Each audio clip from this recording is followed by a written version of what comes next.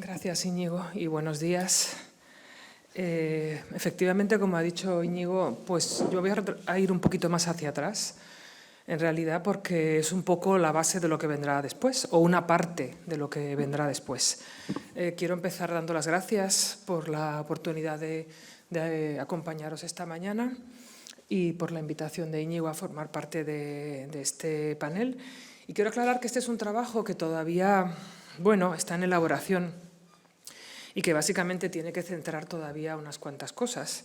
Y lo entiendo, por tanto, pues como una presentación de materiales, de reflexiones, por eso lo he titulado así, reflexiones sobre el llamado feudalismo bastardo. ¿Cuál es el punto de partida? Bueno, en primer lugar, cabría decir que la idea, de hace ya varios meses, era de repensar este tipo de cuestiones relacionadas con otros perfiles del vasallaje, de las relaciones entre los nobles, que están detrás de muchos de los conflictos naturalmente bajomedievales, por lo menos entre un determinado sector de la sociedad. Algo que cabría decir que podemos asociar en cierto modo a esa etiqueta más o menos acuñada y con todo el debate que queramos de feudalismo bastardo. Es una etiqueta conocida que no necesita mucha presentación, aunque puedo hacer dos mínimos apuntes para situarnos un poco todos. Se generó precisamente como marco explicativo de una serie de conflictos entre guerras internas en la Inglaterra del siglo XV. Y bueno, de una manera muy básica podríamos decir que se refiere a la idea de que el servicio de regio se compensa en dinero, no tanto en tierra como en dinero, dicho de una manera muy, muy simplificada, como es evidente. Eso genera unas redes que pueden ser diferentes o a lo mejor no son tan diferentes. Y en este sentido, el bloque en el que nos encontramos de Agramonteses y Beamonteses pues se centra precisamente en diversas cuestiones de banderización, como es lógico, y en aspectos que están ligados a vínculos nobiliarios, y por eso pues podía tener un cierto encaje este planteamiento, aunque, como digo, me voy a ir un poco más atrás, aunque acabaremos llegando al siglo XV, o espero poder llegar al siglo XV. Quizá cabría un mínimo comentario también respecto al concepto de vasallaje que estoy manejando. No tengo la menor intención de meterme en disquisiciones conceptuales ahora, pero está claro que detrás de lo que uno hace siempre hay algún trasfondo de concepción de la terminología. Y bueno, de lo que se trata aquí, o de lo que yo voy a intentar aquí, es de fijarme en las maneras y los contenidos que comprometen, que ligan, que obligan al noble con otros nobles o sobre todo con la realeza. Porque creo que se pueden detectar cambios interesantes en una cierta secuencia a lo largo de la Baja Edad Media en esas formas de compromiso, en esos matices quizá que cabe valorar, que a lo mejor el compromiso no cambia tanto, pero sí la forma en la que se estructura o en la forma en la que se compensa. Y bueno, pues esto es un poco el contexto de lo que voy a intentar plantear aquí. La información que tenemos en este caso proviene esencialmente de la documentación de la Cámara de Comptos, de las propias cuentas de la corona, que en Navarra, pues como todo el mundo sabe, contamos con una serie riquísima a partir de la segunda mitad del siglo XIII, y que cuando llegan los reyes de la dinastía de Champaña en 1234, mandan confeccionar precisamente un conjunto de textos, esto que llamamos los cartularios cero, inscritos en el cartulario 1 del Archivo General, y que lo que reflejan, lo que reflejan es precisamente un desconocimiento muy importante, detrás del cual seguramente está esa iniciativa de los nuevos libros de cuentas. Esta será nuestra fuente de información esencial, aunque pueda haber otras complementarias. Estos libros, que en su primera parte, como creo que aquí todo el mundo ha manejado alguna vez alguno, o casi todo el mundo, la primera parte se refiere a una serie de ingresos del patrimonio, más adelante vendrán otros ingresos que no son solo del patrimonio, y la segunda parte de gastos. Y me interesan las dos, sobre todo vamos a ver la de gastos, pero también hay unos aspectos en la de ingresos que pueden ser de interés. Una última matización sobre estos libros es que evidentemente no nos dan información más que ocasional y muy tangencialmente del patrimonio propio de estas élites nobiliarias. Y no lo hacen, ni eclesiásticas, por supuesto, no lo hacen porque no es su contenido, no es su materia. Aquí se refiere a la corona, al patrimonio del rey. Por lo tanto, pues esa es una información que sería muy interesante tener, pero que no contamos con ella. En todo caso, teniendo en cuenta que lo que me interesa es las relaciones con la corona, la vinculación que aparece reflejada en estos libros es la que más fruto puede dar precisamente para lo que yo querría analizar aquí. Una primera cuestión sobre la que quiero llamar la atención es que desde mitad del siglo XIII constatamos la presencia de dos fórmulas de relación con el monarca, entre el monarca y las élites nobiliarias. Estos son datos de un apartado de gastos que lo he traído de 1259, el primero de los libros que tenemos, aunque sea parcial, porque vienen ya reflejados una serie de aspectos que vamos a ver reiterarse en muchas ocasiones ya.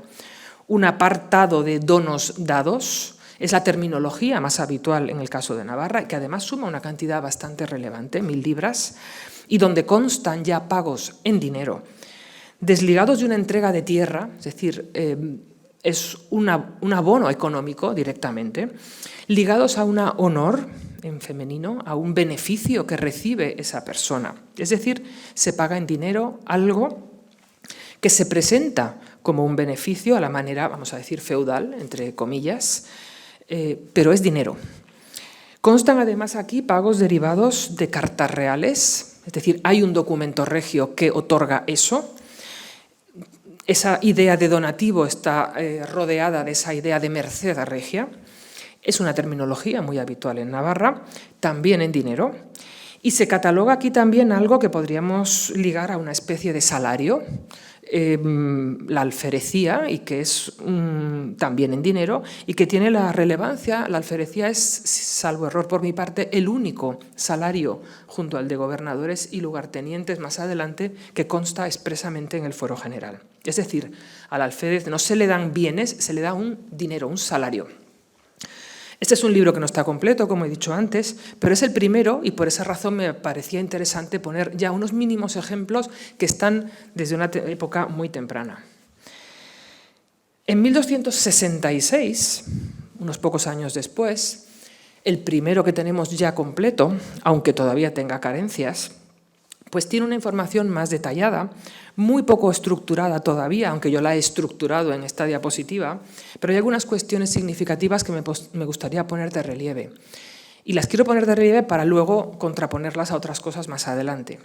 Nos da información de un conjunto de señores a quienes se han asignado honores en tierra, se dice, enajenadas de la corona, por tanto, es decir, se ha extraído del patrimonio de la corona para entregarlas a estas personas, y que por esa razón esto es un apartado de ingresos. La corona lo que dice es que no lo puede ingresar porque lo tiene fulanito, está fuera de sus manos. Es el noble el que lo gestiona, lo recibe, lo que la corona cree que vale, a lo mejor vale eso, efectivamente, no sabemos si el noble recibe más, si recibe menos, pero eso es lo que valía en su origen.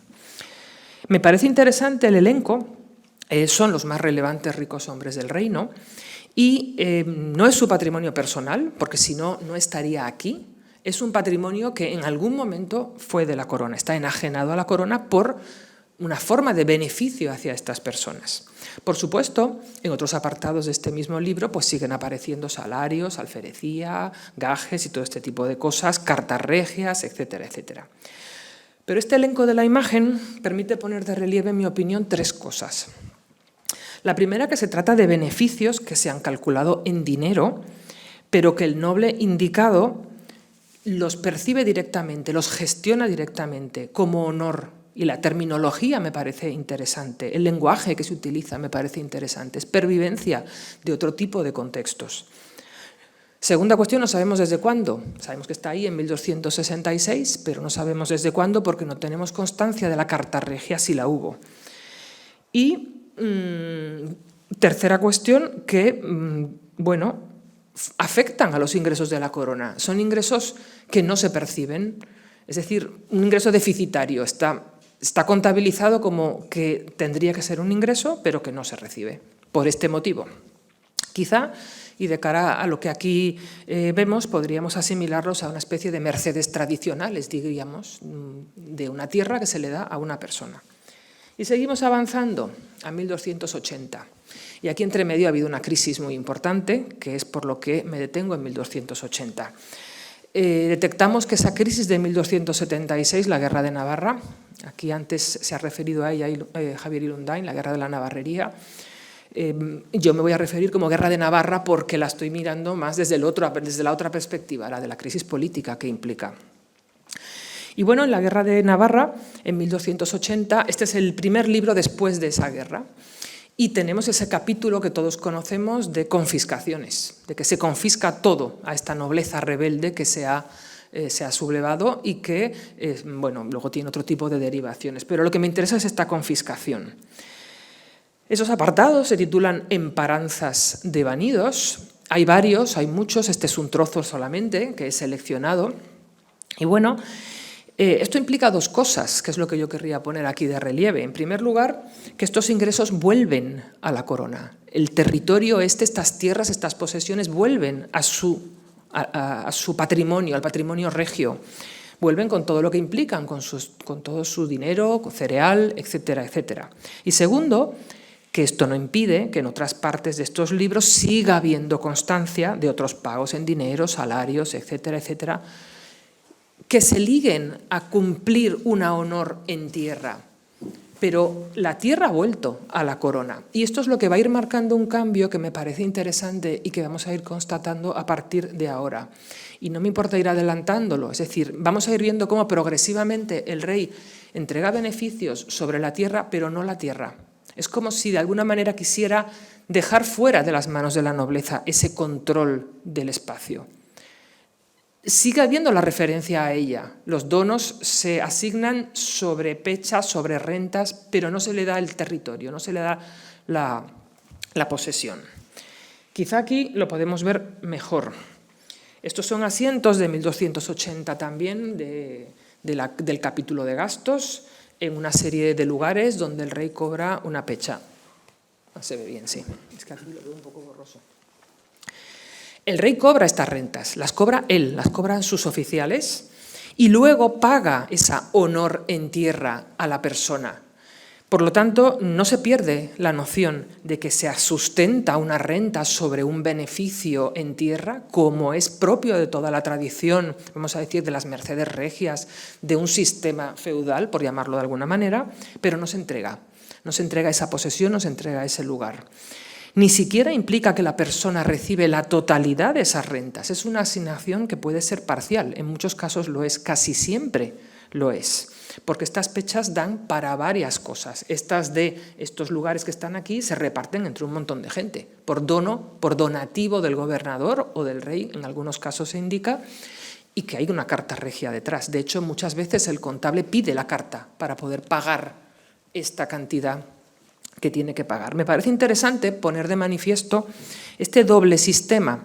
Por un lado, efectivamente, enajenaciones que se eliminan desde el punto de vista económico, ya no ese dinero se ha ingresado, pero vuelve otra vez a salir, pero no se pierde la posesión del territorio. Algo que quizá tiene que ver precisamente con la revuelta nobiliaria y con la crisis enorme de 1276. Es decir, se le quita a la nobleza la gestión de esos territorios, el control sobre esos territorios, lo cual es quitar un nivel de control bastante importante, aunque no se le retira la capacidad de recibir ese dinero. No tenemos un estudio preciso de estas asignaciones y beneficios para el periodo Capeto, pero sí para el de los primeros Ebré, que lo realizó precisamente Íñigo Mugueta. Esta tabla es de una obra suya. Me interesa en primer lugar esta primera mitad del siglo XIV, ya vamos avanzando hacia el XV.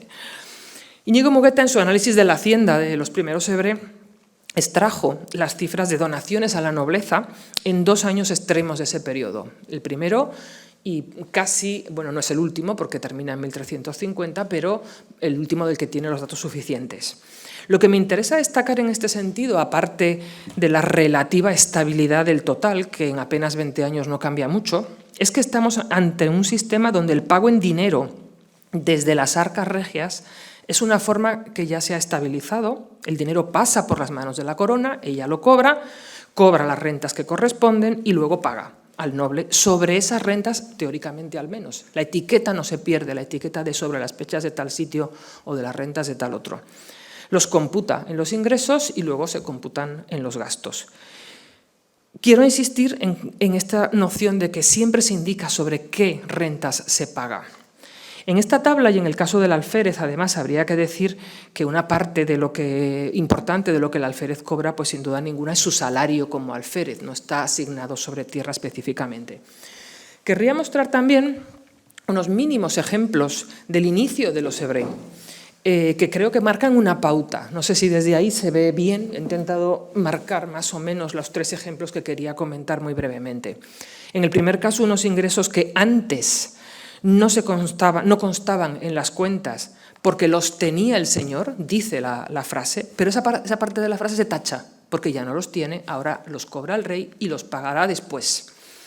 En el segundo caso, se corresponde a un epígrafe de gastos de caballerías de varones, es decir, el salario o el dinero claramente que se asigna a los grandes ricos hombres por servicios, y en este caso están asignados sobre la tierra de Aezcua, es cierto, pero se pagan desde aquí porque los ha cobrado el rey primero. Es decir, esos nobles no gestionan las rentas de Aezcua. El señor de Agramont no gestiona las rentas de Aezcua. Y el tercero es otro tipo de dono que las cuentas van explicitando de una manera progresiva a lo largo de todo este tiempo, y que se van ampliando en sus explicaciones de una manera cada vez más detallada. Primero, interesa decir que son donos vitalicios, que son fechas de ciertas localidades que se enumeran por las cuales se compromete ese señor a servir. La terminología me parece importante, a servir con 5 hombres cuando fuere menester y fuese requerido por el rey o por sus oficiales. Esto nos recuerda mucho al compromiso feudal, a servir durante X tiempo si se me requiere. Y se le abonan allí mismo pues ese dinero que está asignado ahí y que previamente había sido cobrado por el rey en esas rentas. Pero me interesa que el dono recoge una terminología muy locuaz, muy evidente de ese compromiso y de ese servicio ligado a ese dinero que está cobrando.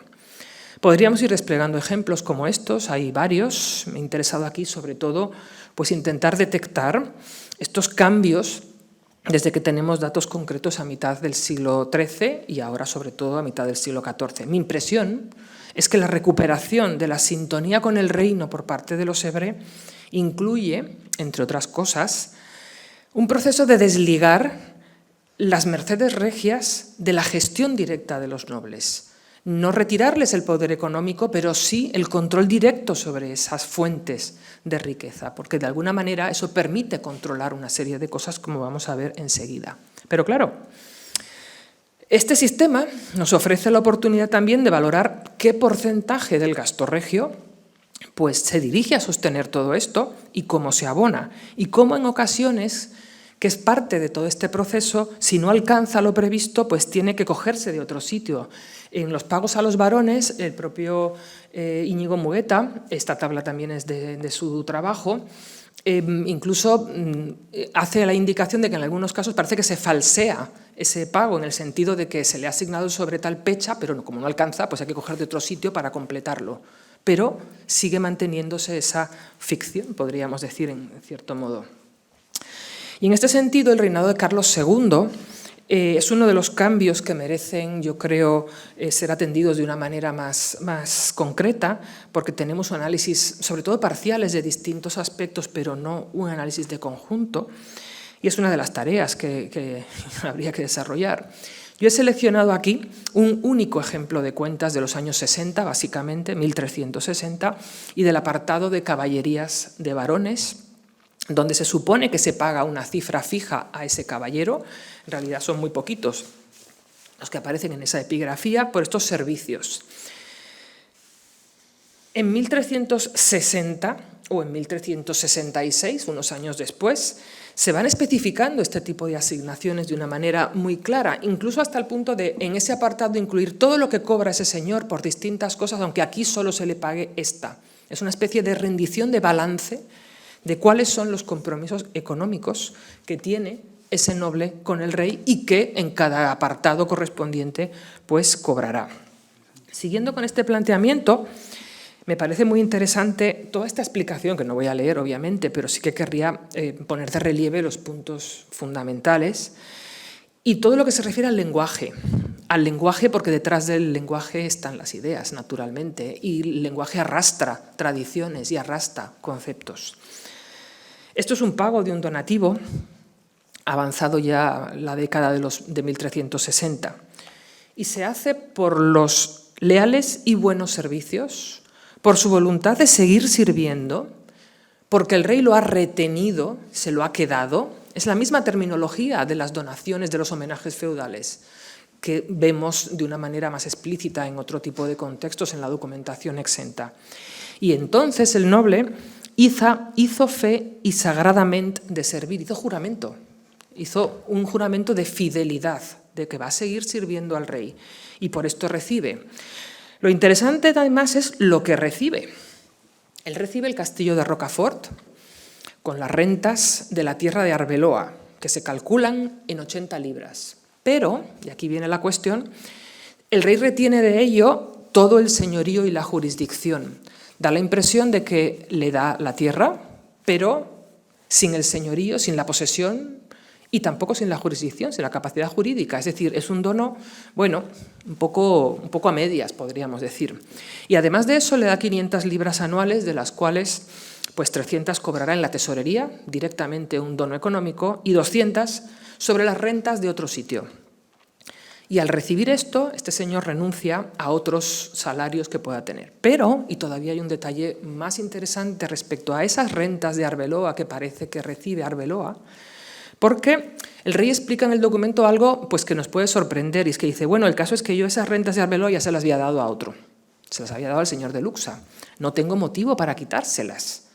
Por lo tanto, bueno, pues tendré que buscar otra forma de compensar eso. Entonces, mientras soluciono ese tema, pues bueno, este señor, Juan de Saut, lo que va a cobrar esas 80 libras en un peaje. No un peaje que él vaya a gestionar, sino que de las rentas del peaje de San Palé, yo mismo le pagaré esas 80 libras. Por lo tanto, realmente estamos haciendo un donativo en dinero, aunque siga estando el respaldo de la tierra por detrás. La tierra es simplemente un amparo o un recurso conceptual, ideológico, si se quiere, respecto a esos beneficios, pero es un pago en dinero claramente, por el cual además hay un juramento de fidelidad, de vasallaje, etcétera, etcétera. El documento yo creo que es muy interesante, daría mucho más de sí, del tiempo que le puedo dedicar aquí, pero yo creo que muestra un uso de una entrega de beneficios con este lenguaje tan particular, pero por otro lado muy versátil, una capacidad de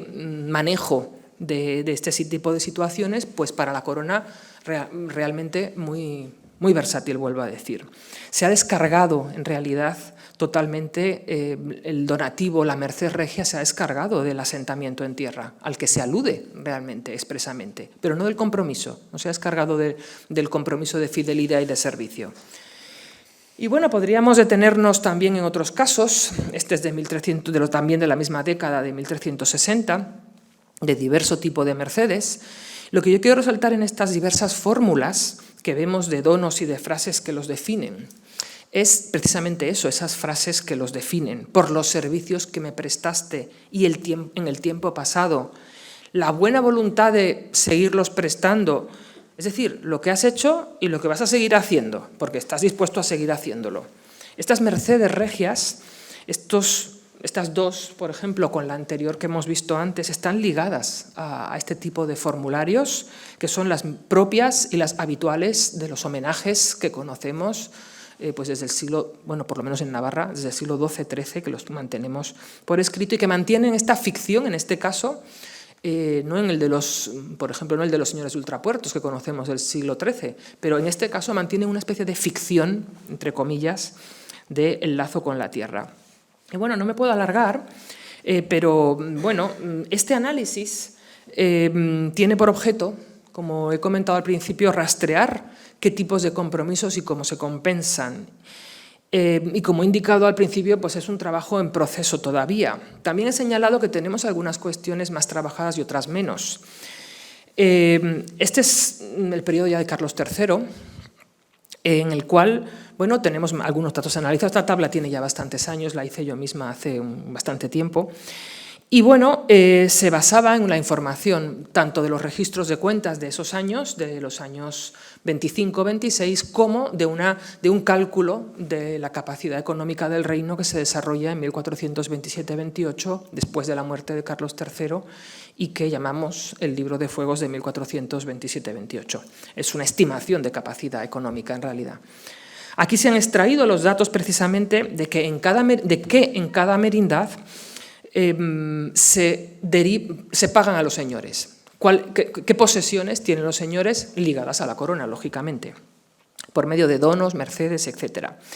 Pero los conocemos porque son cantidades que constan en los libros de cuentas y de ahí se paga a esos nobles, por eso los conocemos. El noble no los toca realmente, no está en posesión de ellos. Y son cifras bastante interesantes, el 20% del dinero en muchos casos, como media, el 14% del cereal, básicamente. Por tanto, habría que preguntarse, esa enajenación tan intensa que siempre empezamos a adjudicar a Carlos III, ¿se adjudica realmente? ¿Se enajena realmente el patrimonio? Porque la posesión no. Lo que se está es enajenando o utilizando el dinero que eso genera, el beneficio que eso genera, pero no la posesión de la tierra todavía. O por lo menos eso es lo que parece con este tipo de análisis. Muy rápidamente quiero mostrar estos ejemplos de mitad del reinado de Carlos III, de cómo han evolucionado estos donos y pagos. Carlos de Beaumont, así ya por lo menos piso un poco a los beaumonteses. Carlos de Beaumont es un personaje reiterado en todo este periodo, el de Carlos III, por supuesto el de la Reina Blanca, y ya no digamos después, porque cobra por distintos conceptos y maneras. Pero la forma de entregarle estas mercedes es muy interesante, además, por otro motivo. Y me refiero a este aspecto del descuento que aparece aquí. A él se le hace un descuento, se le asigna un dinero, pero se le descuenta un porcentaje. Esto es algo que hace Carlos III a partir de más o menos 1390, como aplica unos descuentos a todos los donos, a todas las mercedes, como una forma de ahorro, porque tiene un problema económico serio, y lo puede hacer precisamente porque los donos pasan por su tesorería, porque no los gestiona el noble directamente, porque él dice, bueno, si antes te pagaba 100, ahora te pago 80, porque te estoy aplicando esto, y lo hace, como aquí se puede ver, pues en algunos. De hecho, en algunos casos se convierte en dono, en merced, el no hacerle esa reducción del donativo.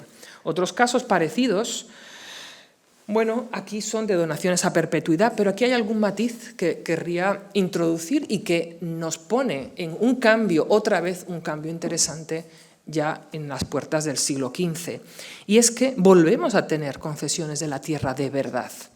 Muy poquitas, normalmente ligadas a personajes muy singulares. Cuando Carlos III empieza a entregar determinados títulos, barón de Beorlegui, vizconde de Baigorri, conde de Cortes, conde de Lerín y algunos de estos otros más, son muy poquitos. Ahí sí que está entregando el territorio, ahí sí que está entregando la jurisdicción en algunos casos, no completa, pero una parte de la jurisdicción. Ahí sí que hay una enajenación también del espacio, también de la tierra. A veces no es completa, a veces es parcial, a veces una parte sigue pasando por la corona y otras veces no, pero ahí es quizá el cambio que estamos viendo otra vez producirse en un momento donde se ha consolidado una tranquilidad aparente de la nobleza y de ese afán de Carlos III por una fisonomía de la realeza un poco diferente, más asimilada a otros modelos franceses sobre todo. Más pagos de este tipo, que no me voy a detener en ellas. Este quizá es muy interesante porque es algo un poco excepcional. Se paga una merced a un servicio extraordinario. Es el canciller del reino que ya tiene su salario, su trabajo ya se ha pagado, pero se le da una merced extraordinaria y además es cuantiosa, no es nada pequeña. Se asigna una cantidad grande a repartir sobre la pecha que ya estaba encabezada de los judíos del reino y demás como en etapas. Es decir, es una especie de salario complementario durante X tiempo hasta poder completar semejante cantidad que es bastante considerable. Y bueno, el problema que se plantea, y ya estoy terminando, el problema que se plantea y que aquí solo puedo dejar sobre la mesa, no voy a entrar en él, aunque tenemos datos y algunos pequeños trabajos al respecto, es que en el siglo XV en realidad, aunque Carlos III empiece a otorgar en algunos casos la tierra también, lo que se encuentra es la incapacidad de pago de sus rentas. Había tenido que hacer estas reducciones, pero es que además sus rentas, en realidad, cuando hablamos de que casi no tiene territorio porque lo ha enajenado, en realidad no lo ha enajenado, lo que pasa es que ya no produce como producía antes, en el siglo XV, los años centrales del siglo XV. Y entonces, bueno, ¿hacia dónde mira el rey a la hora de hacer una merced, un dono? Pues hacia los ingresos más estables, más potentes, más ricos, que es la fiscalidad de Estado, la que se otorga en las Cortes, la que requiere todo un contexto de génesis que viene desde 1360, más o menos, desde la instalación de Carlos II en el reino. Y en 1412 tenemos una merced expresamente sobre los cuarteles del reino, sobre una ayuda extraordinaria, porque ahí sí que hay dinero, ahí sí que puede, ahí sí que sabe que va a poder pagar eso que está otorgando, por lo menos todavía en estas fechas puede pagarlo. Llegará un momento en que eso tampoco va a tener solvencia, pero bueno, en esta época todavía sí. Y son esas primeras, donaciones sobre ayudas. A eso podríamos añadir darle la vuelta, es decir, no te doy una ayuda, pero te eximo del pago de ayuda, que es una forma indirecta de una merced, lógicamente, pero hay donaciones específicas y, desde luego, bastante cuantiosas sobre esas ayudas. Y bueno, no me alargo más, unas reflexiones finales muy rápidas. Yo querría reunir mínimamente 5 ideas, creo que son 5. Creo que hay sucesos que van marcando cambios. 1276, la crisis de 1276, plantea en Navarra una forma de relación entre la realeza y la nobleza que ya sabemos que cambia, lo sabíamos de antes, pero que creo que también en este aspecto que teníamos menos trabajado, en cómo es esa nueva relación con la nobleza, se perfila de otra manera, más desligada de que esa nobleza controle territorio. En segundo lugar, eso es así, creo, pero no se pierde, me parece, y al menos durante muchísimo tiempo, la noción del vínculo con la tierra, aunque no sea real, aunque no sea efectivo, aunque el noble no gestione aquello directamente, la referencia, la sombra de esa idea de que el beneficio se hace sobre la tierra no se pierde, se mantiene en el léxico, se mantiene en el origen teórico de ese dinero que se le va a pagar. Con Carlos III, tercera cuestión, pues podemos pensar, incluso que con Carlos II ya, pero con Carlos III sobre todo, se van iniciando donaciones de lugares concretos efectivamente entregados, donde hay además un cierto nivel de jurisdicción de distinto grado, pero necesitamos verdaderamente analizar esos casos con más detalle. Era una práctica ausente durante todo el periodo anterior, durante toda la etapa anterior, que ellos van retomando de una manera paulatina. En cuarto lugar, hay que pensar en esa incapacidad del patrimonio regio para hacer frente a las mercedes regias que inauguran ya en el siglo XV el buscar otras fuentes, las que son más seguras, las que realmente tienen fondos económicos, que es la fiscalidad, y que empezará a ser lo que sostenga estas nuevas mercedes. El interés de los nobles va a ir hacia ahí porque es donde hay dinero, aunque se acabe terminando también. Y finalmente quedaría un último asunto de interés y es, vamos a decir, el conceptual, y eso me lleva al nombre o al título de esta presentación, estas reflexiones sobre el feudalismo bastardo. ¿Qué compromiso hay aquí, personal? ¿Qué vinculación de servicio? Me parece que algunas frases concretas son muy elocuentes, muy interesantes en ese sentido, porque no se pierde la noción central del vínculo regio, del servicio prestado, que se ha prestado, el que se presta y el que se da a prestar, del juramento, de la fidelidad, del vínculo. Lo que cambia es cómo se paga ese servicio. Y siento haber corrido tanto. Gracias. Muy bien.